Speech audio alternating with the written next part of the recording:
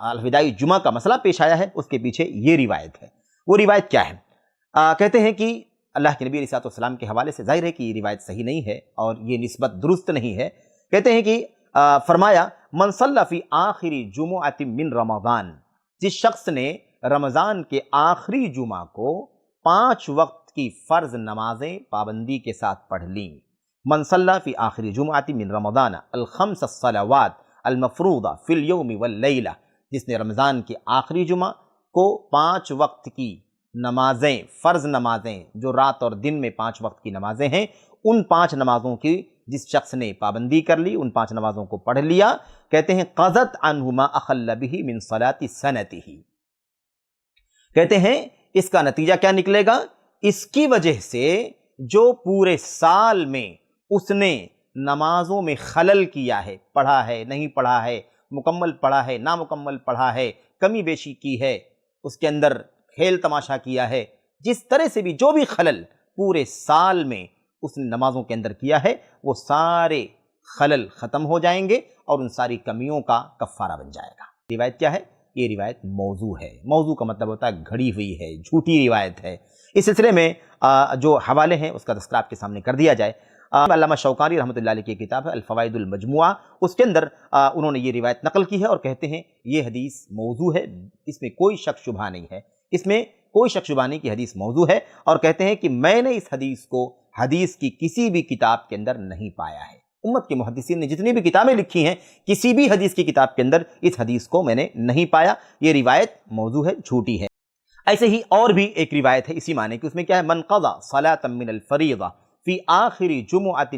من شہر رمضان کان ذلک جابرا لکل صلاۃ فاتته فی عمرہ الی 70 سنہ، کہتے ہیں کہ جس شخص نے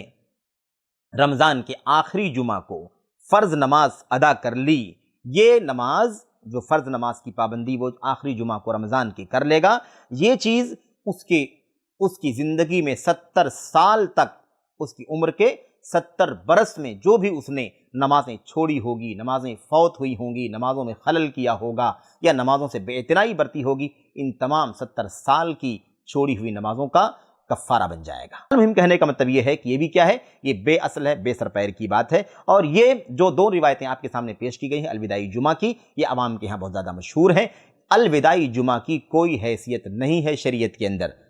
کے اندر کوئی حیثیت نہیں الوداعی جمعہ کی۔ مسلمان کو چاہیے، ایک مومن کو چاہیے کہ وہ ہر نماز کی پابندی کرے، ہر عبادت کی پابندی کرے، اور اس کو اتنے اہتمام سے ادا کرے، اتنا اہم اور قیمتی سمجھ کر کے ادا کرے کہ گویا کہ وہ اس کی نماز جو وہ پڑھ رہا ہے وہ اس کی الوداعی نماز ہے، اس کا روزہ جو گزر رہا ہے وہ الوداعی روزہ ہے، اس کی تسبیح جو گزر رہی ہے وہ الوداعی تسبیح ہے، اس کی جو بھی عبادت وہ کرنے کی توفیق پا رہا ہے اتنے اہتمام سے اسے انجام دے، اتنی فکر سے اسے انجام دے کہ گویا شاید اب اس کے بعد اسے زندگی نہ ملے گی اور وہ مزید نیکیاں نہیں کر سکے گا۔ جو بھی کرے الوداعی سمجھ کر کے کرے، یہ مسلمان کو کرنا چاہیے، نہ یہ کہ انسان کوتاہی کرتا رہے اور برسہ برس کوتاہی کرے، اور انسان لاٹری کی طرح سے، جس طرح سے لاٹری نکلتی ہے اور آدمی ایک جھٹکے میں بہت کچھ حاصل کر لیتا ہے، ایسے اس طریقے پر اسلام کے مسئلے میں، عبادت کے مسئلے میں، رمضان کے مسئلے میں اس طرح سے نہ چلے اور اس طرح کی حرکت نہ کرے، کیونکہ یہ روایتیں ضعیف ہیں، موضوع ہیں، بے سر پیر کی باتیں ہیں، اس کی کوئی حیثیت نہیں ہے۔ میرے بھائیوں، ان روایتوں کو تمام بڑے بڑے محدثین نے جنہوں نے موضوع روایتیں اکٹھا کی ہیں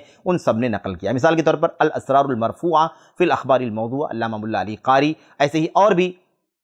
کہ دوسری کتاب بھی ہے اسی سلسلے میں، انہوں نے بھی اپنی کتاب کے اندر المصنوع فی معرفت الحدیث الموضوع، اس کے اندر بھی انہوں نے نقل کیا ہے۔ خلاصہ اس کا یہ ہے کہ روایت موضوع ہے، جھوٹی ہے، اس کی کوئی حیثیت نہیں ہے، اس لیے الوداعی جمعہ کی کوئی حیثیت دین کے اندر، شریعت کے اندر نہیں ہے۔ الوداعی جمعہ کے نام پر بھیڑ نہ کیا جائے، ہر جمعے کی قدر کی جائے، ہر فرض نماز کی قدر کی جائے، ہر روزے کی قدر کی جائے، کبھی کوتاہی نہ کی جائے، اہتمام کیا جائے، یہ چیز ہماری ذمہ داری ہے۔ الوداعی جمعہ کا یہ جو مسئلہ عوام کے ہاں مشہور ہے، یہ سراسر گمراہی ہے، سراسر بدعت ہے، حرام ہے۔ اس طرح کا کوئی عقیدہ رکھنا ہمارے لیے درست نہیں ہے، کیونکہ اس کے پیچھے کوئی صحیح دلیل، کہیں کوئی صحیح سنت نہیں ہے، بلکہ یہ لوگوں کی جھوٹی گڑی ہوئی حدیثیں ہیں جس کی بنیاد پر یہ بات مشہور